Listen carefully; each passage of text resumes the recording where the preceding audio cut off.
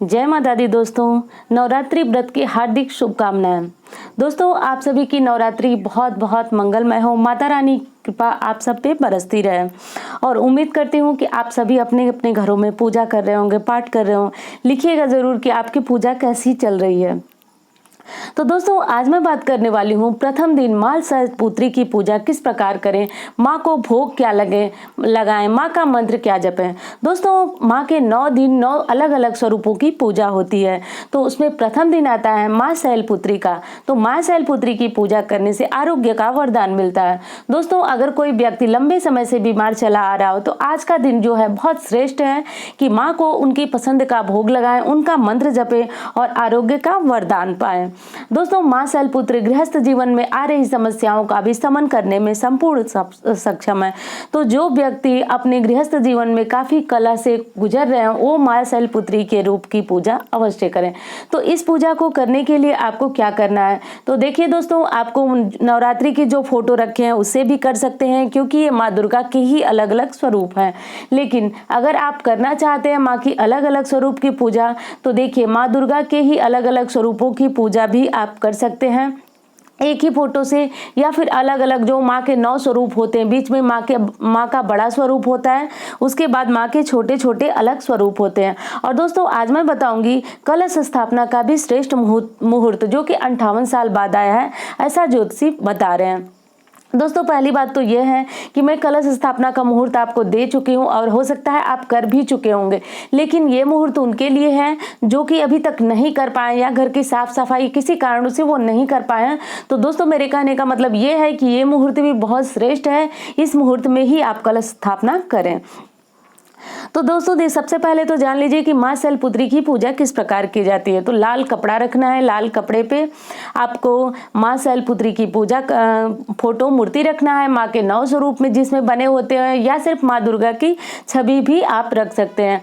और इस पे आपको कलश स्थापना करना है, जवारे लगाना है, अखंड दीप अगर जलाते हैं तो जलाइए, और माँ का भोग भी जरूर लगाना है। और दोस्तों, अगर आप माँ शैलपुत्री की पूजा करते हैं या सिर्फ माँ दुर्गा की ही पूजा करते हैं, पर अगर आप चाहते हैं कि माँ आपसे अति शीघ्र प्रसन्न हो और आपके समस्त दुख दारिद्र्य का शमन हो, तो आप माँ को 9 दिन 9 अलग अलग प्रकार का ही भोग लगाइए। ऐसा करना जो है बहुत श्रेष्ठ माना जाता है और माँ की कृपा आपको जरूर मिलती है। तो दोस्तों, जैसा कि आप इस समय स्क्रीन पे देख रहे हैं कि माता के एक हाथ में त्रिशूल है और दूसरे हाथ में कमल है, और ये माँ शैलपुत्री कही जाती हैं। शैलपुत्री इसलिए भी कही जाती हैं दोस्तों क्योंकि ये राजा की हिमालय की पुत्री थी।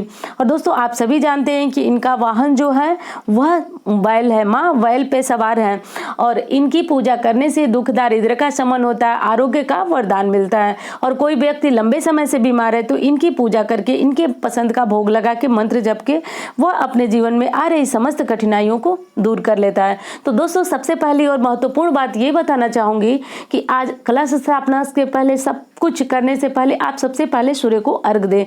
ये चीजें आप न भूल जाएं, क्योंकि कोई पूजा पाठ शुरू करने से पहले आपको सूर्य को अर्घ देना बहुत जरूरी है। तो आप सूर्य को अर्घ दें, स्नान ध्यान सब कुछ से निवृत्त होकर के उसके बाद आप अपने घर में या तो मंदिर में कलश स्थापना करें, या फिर अलग से एक चौकी बिछाएं, उस पर लाल कपड़ा रखें, फिर माता के स्वरूप को रखें। उसके बाद माता के स्वरूप को रखने के बाद कलश रखें। जवारे लगाते हैं तो लगाइए, नहीं लगाते हैं तो कोई बात नहीं। उसके बाद दीपक जलाइए, अखंड दीप जलाते हैं तो वो प्रज्वलित कीजिए। उसके बाद माँ का भोग लगाइए। तो देखिए दोस्तों, प्रथम दिन माँ को शुद्ध गाय के घी का भोग लगता है। तो गाय का घी अगर आपके पास शुद्ध है तो लगाइए, और नहीं है तो कोई बात नहीं, आप जो पंचमेवा रखे हैं, जो मिश्री गुड़ जो भी लगाते हैं या कोई फल लगाते हैं तो आप लगा सकते हैं। पर देखिए, शास्त्र ऐसा मानते हैं कि अगर माँ के अलग अलग स्वरूपों का भोग अलग अलग लगाया जाए तो ये बहुत ज्यादा श्रेष्ठ होता है। और अभी जब आप वीडियो देख रहे हैं तो आपकी सुबह की पूजा हो चुकी है, तो कोई घबराने वाली बात नहीं। ये जो मंत्र, ये भोग मैं बता रही हूँ वो संध्या पूजा में भी हो सकती है, ऐसी कोई समस्या नहीं है। तो कोई कभी भी चढ़ाएं, पूरे दिन में चढ़ाएं, चाहे शाम के समय चढ़ाएं चाहे रात के समय चढ़ाएं, लेकिन आप ये माँ को गाय के घी का भोग लगाइए, ये बहुत शुद्ध होता है और माँ इससे काफ़ी प्रसन्न होती है। और मैं तो यही कहूँगी कि आप 9 दिन माँ के अलग अलग भोग को ही चढ़ाएं। दोस्तों, आपको इसके लिए वीडियो मिलती रहेगी, एक दिन पहले ही मिल जाएगी कि आपको माँ के भोग के लिए अगले दिन क्या चढ़ाना है। तो दोस्तों कलश स्थापना का जो मुहूर्त है, जो लोग सुबह के मुहूर्त में पूजा नहीं कर पाए वो बिल्कुल भी निराश ना हो और इस मुहूर्त में कलश स्थापना करें।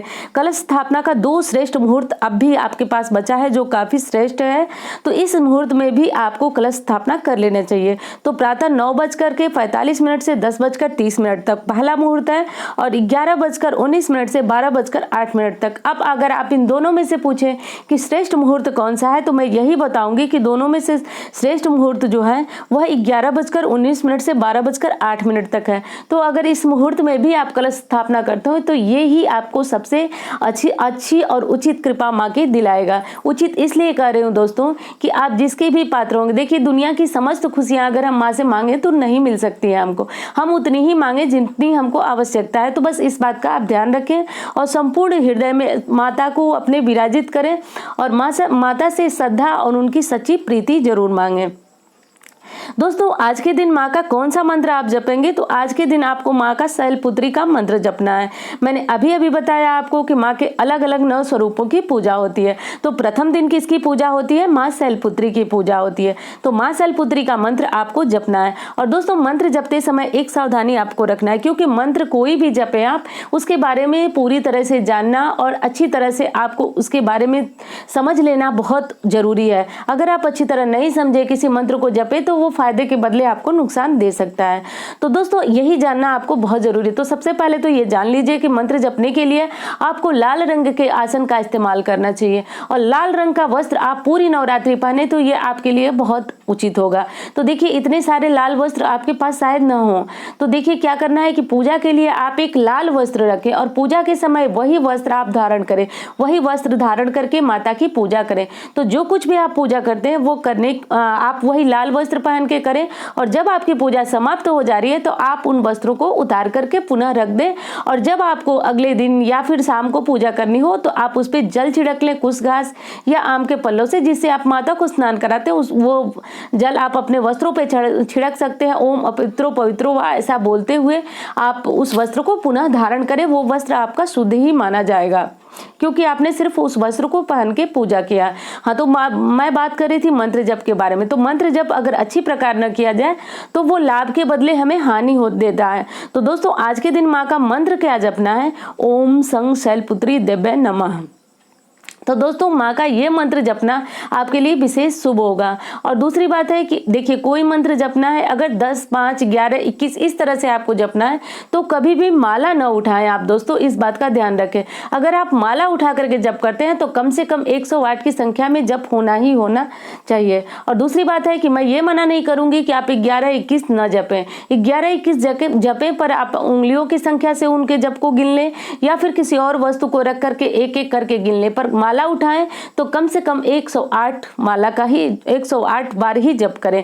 कभी भी छिद्र जप नहीं किया जाता, यानी माला को उठा करके आधा अधूरा जप करके माला को रख देना उचित नहीं होता है। अब किस माला से इस मंत्र को जपें, तो दोस्तों माता दुर्गा के समस्त मंत्र को जपने के लिए सबसे अच्छा और उचित होता है रुद्राक्ष की माला। और आज के दिन माँ शैलपुत्री के लिए रुद्राक्ष की माला से जप करना वरदान साबित होता है। तो दोस्तों अगर आपके पास भी रुद्राक्ष की माला है तो माँ शैलपुत्री के मंत्र को आप अवश्य जपें, इससे माँ की दोगुनी कृपा आपको प्राप्त होती है। और दूसरी बात है कि अगर आपके पास रुद्राक्ष की माला नहीं है तो मंत्र कैसे जपें, तो दोस्तों देखिए आप उंगलियों पे भी मंत्र को जप सकते हैं उनकी संख्या गिन करके, या फिर आप कोई वस्तु रखते हैं जैसे मूंगफली दाने, चना के दाने, कुछ भी रख लें आप और उनको 108 की संख्या में रख लें। 108 करके इस तरह से भी आप गिन करके मंत्र जप सकते हैं। माला नहीं है तो कोई समस्या नहीं है। और अगर आपके पास माला है रुद्राक्ष की तो आप रुद्राक्ष की माला से ही जप करें। और दोस्तों फिर बता रही हूँ आपको कि माता को भोग लगाना है आज के दिन गाय का घी। और अगर आप सुबह की पूजा समाप्त कर चुके हैं और ये वीडियो देख रहे हैं तो आपको आज के दिन शाम के समय भी अगर आप माँ को गाय का घी अर्पित करते हैं तो आपके लिए ये बहुत श्रेष्ठ होता है। और दोस्तों गाय का घी अर्पित करने के बाद आप पूरे परिवार में इस भोग को वितरण करें। आप व्रत हैं तो भी लें और पूरे परिवार में इस भोग को वितरण करें। और अगर ये भोग आप कोई कच्चा नहीं खा सकता तो उसको खाने में लहसुन प्याज न पड़ा हो तो और प्रणाम करके जो भी भोग आप माँ को दें, अरे माँ का किसी को दें या स्वयं ग्रहण करें, प्रणाम करने के बाद ही करें, क्योंकि दोस्तों ये भोग जो है काफी सिद्ध होता है जो आप 9 दिनों में लगाते हैं तो ये काफ़ी सिद्ध और श्रेष्ठ होता है। तो दोस्तों आप इस तरह से माँ की पूजा कीजिए, माँ का मंत्र जपिए और माँ को प्रसन्न कीजिए। और दोस्तों आज जो लोग सुबह में कलश स्थापना नहीं कर पाए, ये बातें मैं 2 बार इसलिए बता रही हूँ कि कहीं किसी प्रकार का संशय आपके मन में न हो। तो ये मुहूर्त भी 58 साल बाद आया है, ऐसी हमारी ज्योतिषीय गणना बता रही है। तो इस समय आप अगर कलश स्थापना करेंगे तो ये बेहद श्रेष्ठ मुहूर्त है।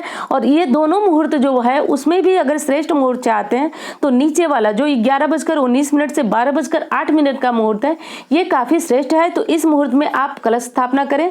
तो दोस्तों उम्मीद करती हूँ ये वीडियो आपको बहुत अच्छी लगेगी और मिलती हूँ इसी तरह की वीडियो के साथ। धन्यवाद।